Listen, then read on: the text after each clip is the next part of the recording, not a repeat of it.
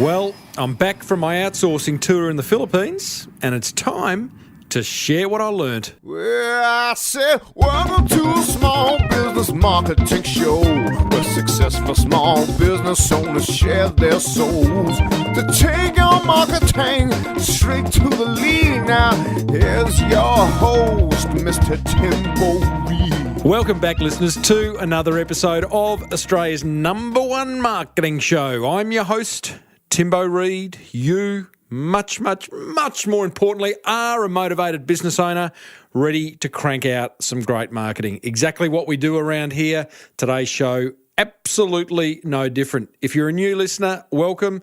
If you're an old listener, thank you. Hey, we're brought to you by the very good folk at Net Registry who get your online marketing sorted. They make this show possible. So check out their exclusive listener packages over at netregistry.com.au/Timbo and 99 Designs, the world's largest graphic design marketplace where you're guaranteed to get a design you'll love. Anything you want designed, head over to 99designs.com/Timbo. $99 free upgrade. Hey, big show today.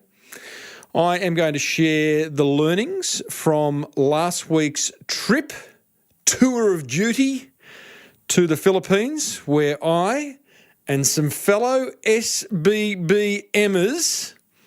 joined me, and boy, did we learn and gain some insights into outsourcing, into getting more done with less. Love that. I want to share those with you. Plus, I got a motivational marketing quote on delegation, funnily enough, by one of my favourite authors on consumer behaviour, Malcolm Gladwell. I think he's also a New Yorker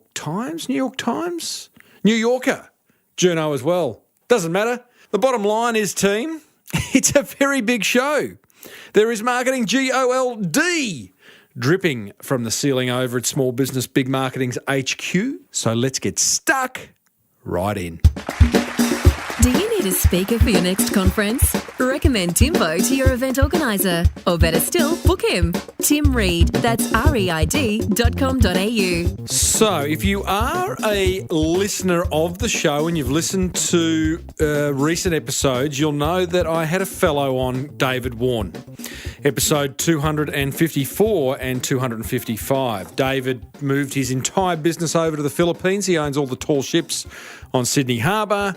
He moves it over there, not the tall ships, just all the back office stuff, and his business is completely changed around. Now he's running these tours called Rocking the Boat Tours, in which he takes Australian business owners behind the scenes of this wonderful outsourcing industry that is available to us in the Philippines. And the whole idea of the Rocking the Boat Tours, hosted by David, it's a 3-day tour. We go from Manila, we start in Manila, we head down to the Pampanga province, to a place called Clark, where David's business is set up, and he now has a business that provides outsourcing solutions to the Philippines, to Australian business owners. But it wasn't about promoting David's business at all, because what we did was visit a huge range of outsourcing business models, which I'll touch on in a minute.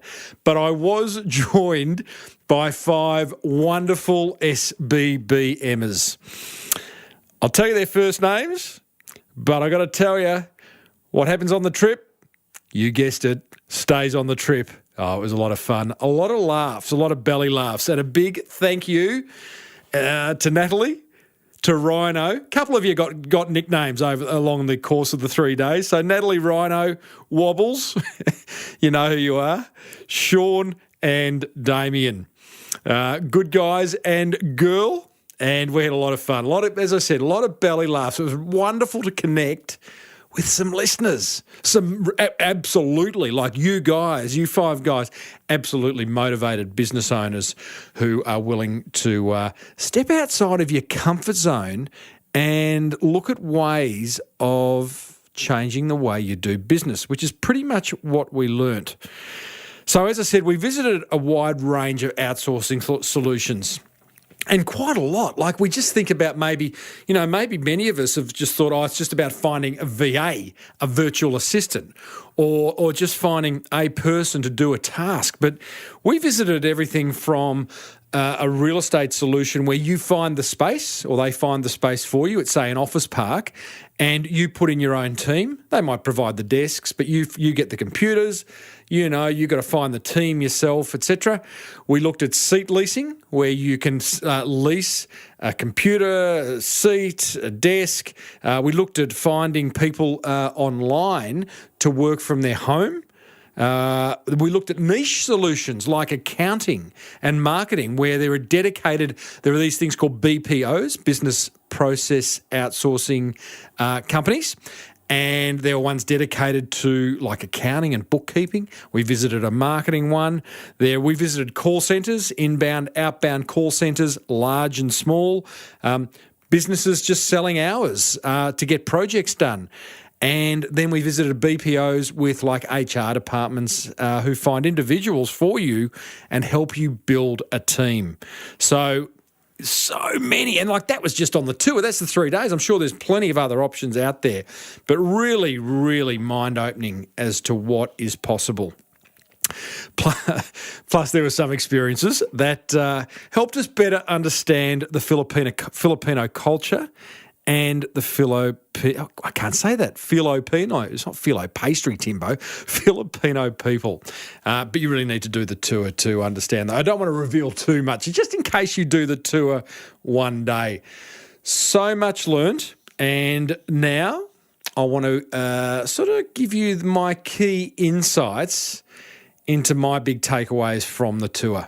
Support for this show comes from 99 Designs, where dozens of designers compete to deliver a fast, affordable design you'll love.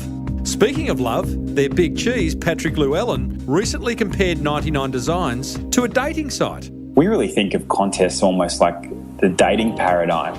You go to a nightclub, it's noisy, there's a lot of people to meet, you get to meet a lot of people, and if you're lucky, at the end of that process, you might meet someone, right? And then you go on and have dates. And so a contest is kind of like that paradigm. You put up your proposal, lots of designers submit their ideas, and then you start to whittle down to a few of the ones that really resonate with you. And then ultimately you pick one of them. And once you've picked that one designer, the chances of you going on to work with that designer to get other things designed is actually very high. 99 Designs, where love is in the air. For a free $99 upgrade on your first design, visit 99designs.com/Timbo. Get on Timbo's mailing list over at smallbusinessbigmarketing.com. Support for this show comes from Net Registry. Recently, I was Skyping it up with Verity Ma, their Chief Marketing Officer, when the line deteriorated. She thought it may be because she had loads of browsers open. At which point I'm like, why so many browsers? Well, because websites appear differently on different browsers. So if I run multiple, then I can get a sense of how our websites are tracking across different browsers and customers' websites. Net Registry, where attention to detail rules. Visit netregistry.com.au/Timbo for a website that works on, well, all browsers.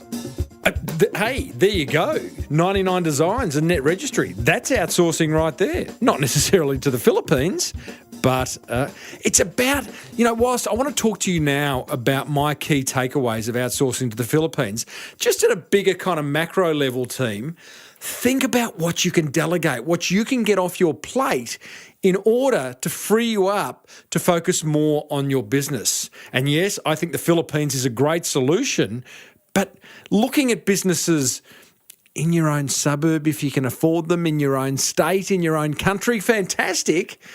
But do start to delegate more. I need to, and I'm sure you do too, to free you up to do the great things that you are put on this world to do. Now, some key takeaways from being on this outsourcing tour, which was called Rockin' the Boat. And I tell you what, it rocked my boat and it rocked the boat of the other listeners who were on the tour. Number one, the big one, the Filipino people are amazing. Like, seriously, Just a beautiful race of people, well educated. They speak great English, better than me, really. Wouldn't be hard. They're honest, hardworking, incredibly flexible. Willing to learn, willing to try new things. Don't get stuck in like, oh, that's my job and that's all I'm here to do. They're willing to try new things and to be trained up in new things, willing to learn and improve. And I got to tell you, there's lots of them. Like the population of the Philippines, like 120 million. A crazy number, a crazy stat. There's 100,000 CPAs, chartered practicing accountants, graduating every year in the Philippines looking for work. There's hundreds of thousands of nurses looking for work right now. And some of them aren't going to find work in necessarily nursing, which is sad. Some will go overseas and do it. But the thing is, they are there looking for work and are happy to be trained up in other skill sets. So there's a lot of people there and they're great people. But don't take my word for it, because right now I've got a little interview with a Filipino friend who joined me on the tour. He was our guide. Well, David Warne was our host. And this fellow Des, lovely guy, he was there to make sure that, we found the places we needed to go to. And he was our connector, if you like. And I've got a little interview for you now in which I ask Des to share his insights as a Filipino person as to what makes them special.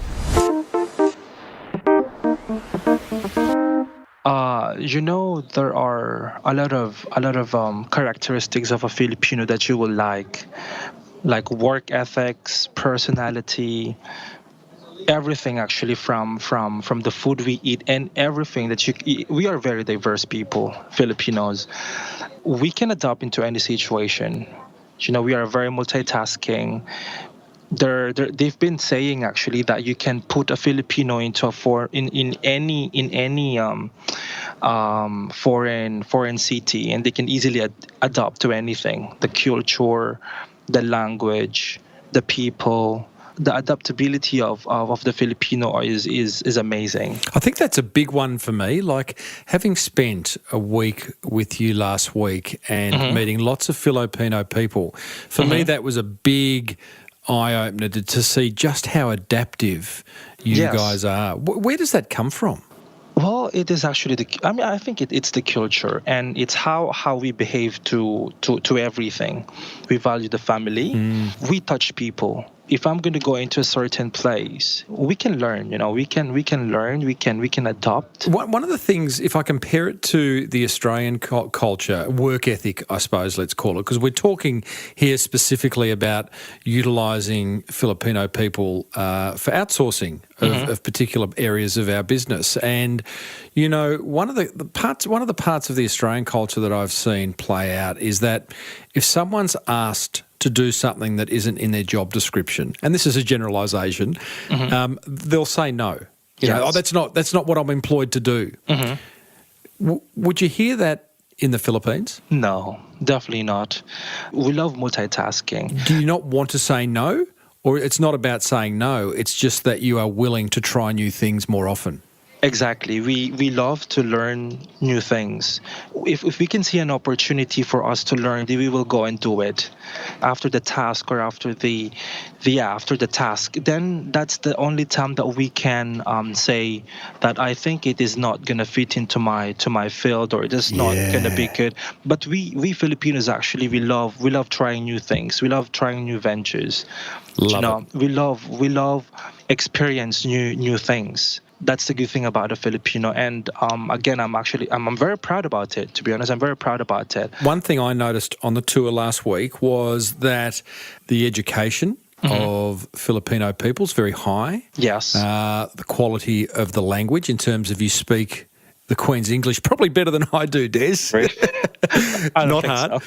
So. And so from an education point of view, how important is education in a Filipinos growing up? Education is very important because, again, it's a values. Even the rural places are not wealthy people in the Philippines.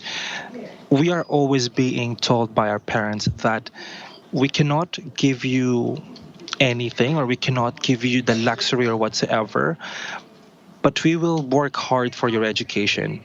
So education is very, very important to every Filipino.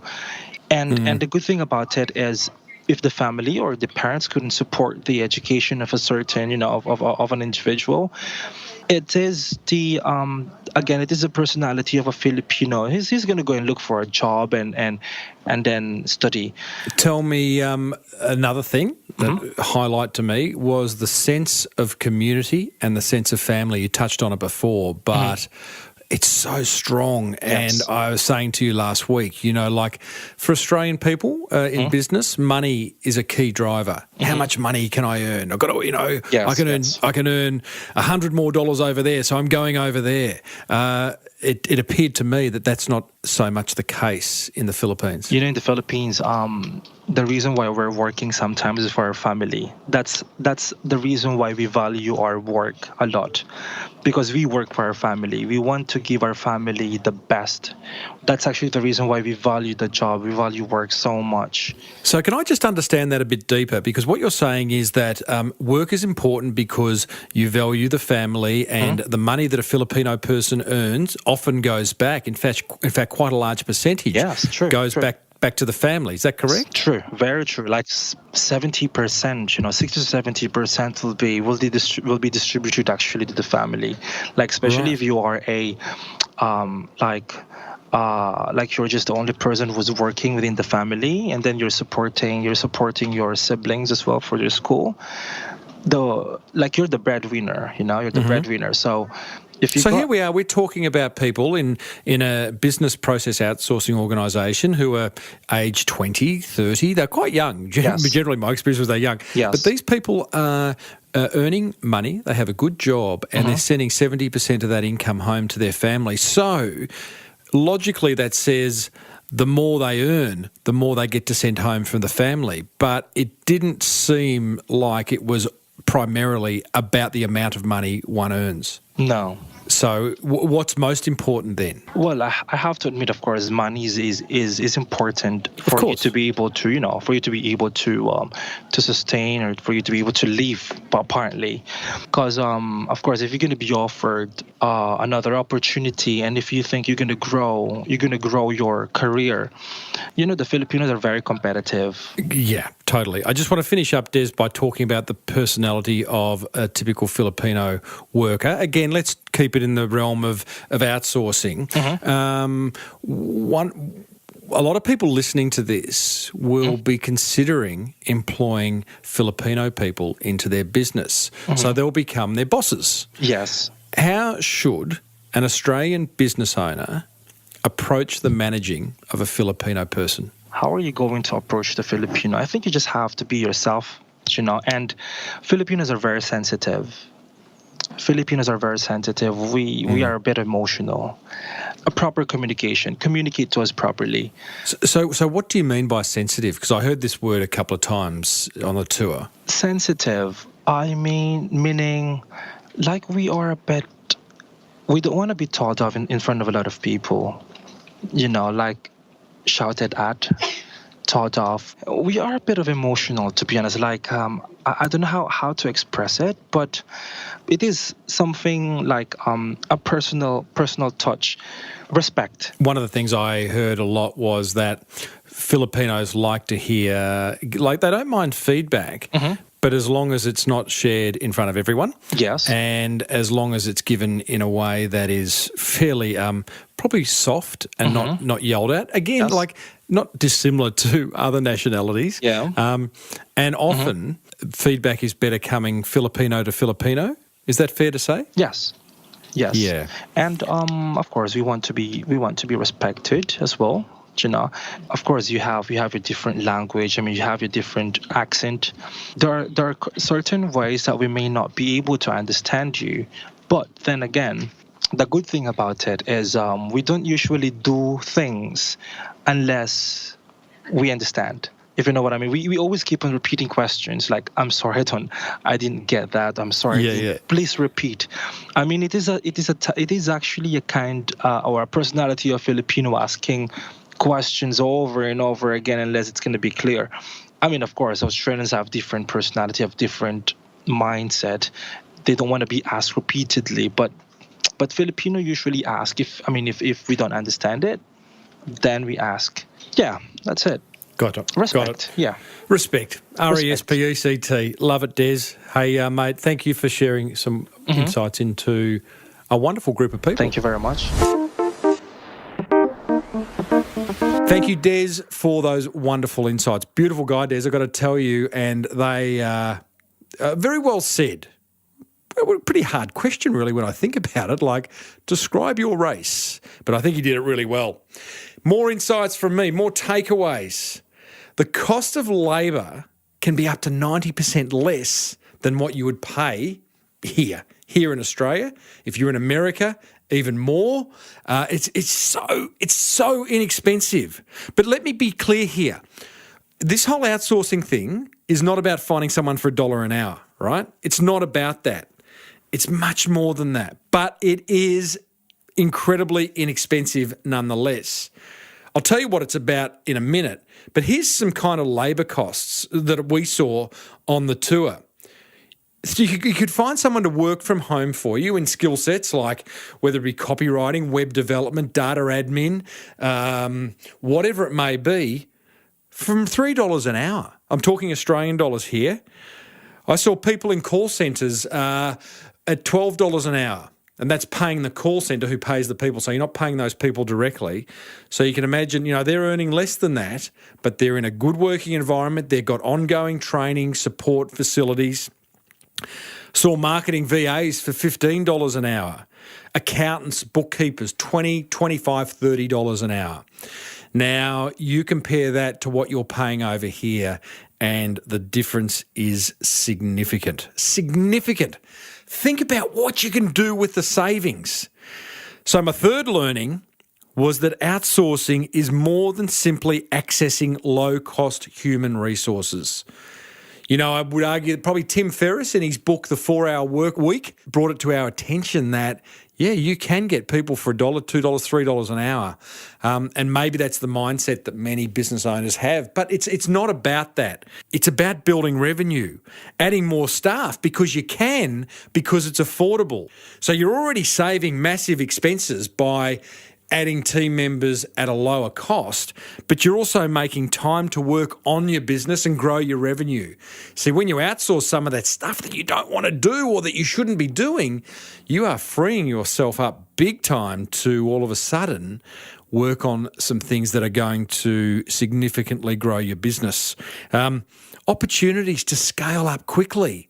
We visited some businesses, a manufacturing business in particular, who has scaled up off the charts in such a short amount of time. Why? Because he can. He developed a trust in his workers. He's got an amazing labour force now. I'm going to interview him on an upcoming show. His name's Heath. And just mind-blowing at just how quickly he scaled up, which he couldn't do back here in Australia.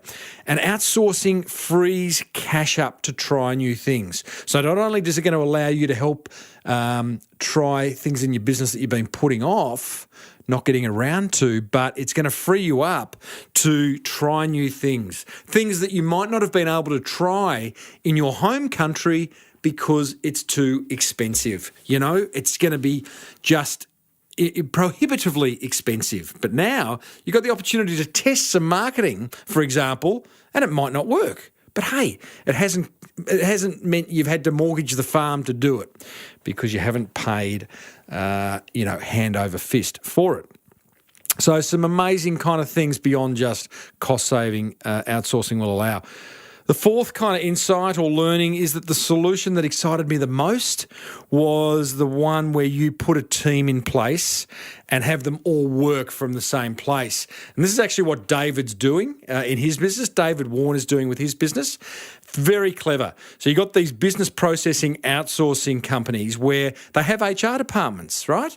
And you give them the brief, you tell them what kind of people that you need, what type of tasks you have, and they go and find people. They advertise people, they interview them, they then shortlist them, they hand them over to you for interviews, and then you employ them. And these people work from the BPO, right? And they're sitting together, they're talking to each other, and you are actually building a team who just happen to be in another country, all right? I thought that was just a wonderful, wonderful outsourcing solution.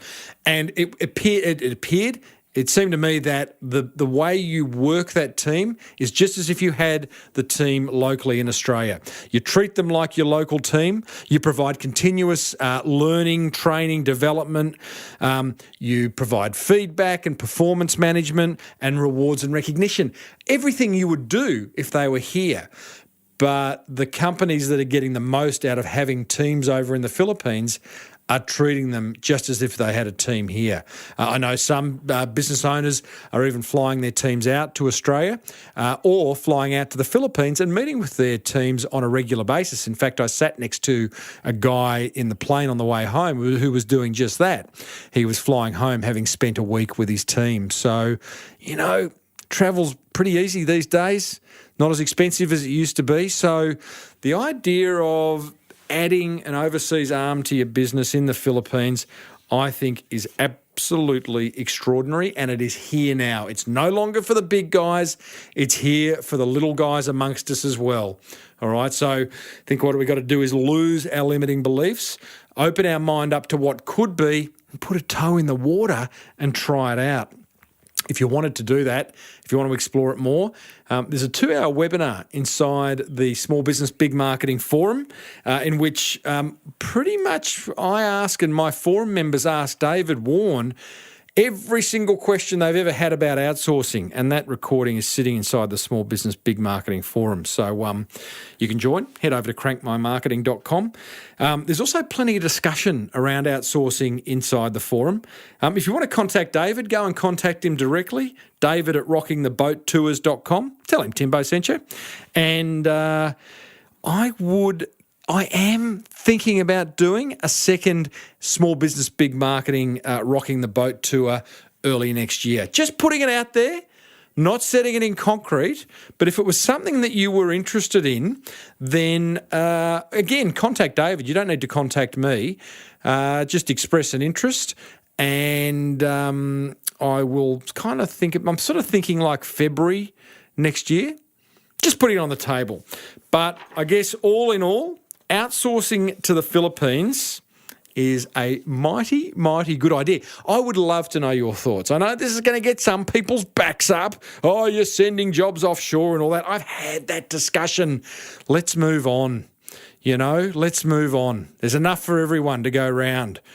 We're growing empires here. We're growing our businesses into the empires they deserve to be. And outsourcing may be a solution for you to do that. I'd love to know your thoughts, good, bad, or indifferent. Maybe you've got some more questions that David or I can answer. But head over to the show notes for this episode over at smallbusinessbigmarketing.com. Episode 268. Leave me your comments. I'd love to hear them. Malcolm Gladwell once said, "You walk into the class in second grade. You can't read. What are you going to do if you're going to make it? You identify the smart kid. You make friends with him. You sit next to him. You grow a team around you. You delegate your work to others. You grow your business." Righto, that is almost it. However, there is plenty of marketing gold coming your way. Next episode, I have a chat with a business owner who has built a $7 million business in 3 years by selling costumes. Amazing story and some wonderful insights, particularly around the user experience on your website and customer service. This guy is nailing it. Hey, be sure to use NetRegistry if you need a website or to get your website found. Exclusive listener packages can be found over at netregistry.com.au/Timbo, and grab your free $99 design upgrade over at 99designs.com/Timbo and get something designed that you've kind of been holding out on, because it ain't that expensive. That's outsourcing right there. Audio production for this show is done by Daryl Delirious Misson. Thanks, Dazza. And the music bed created by the inimitable Lockie Doley, Rockstar. If you need a speaker for an upcoming event, I'm all yours. Head over to timreid.com.au. And if you want to surround yourself with other motivated business owners who talk marketing, who talk growing their businesses exponentially, who just want to do good things in this world, then join the Small Business Big Marketing Forum over at crankmymarketing.com. Until next week, I'm Timbo Reid. You're not. May your marketing be the best marketing. Bye for now.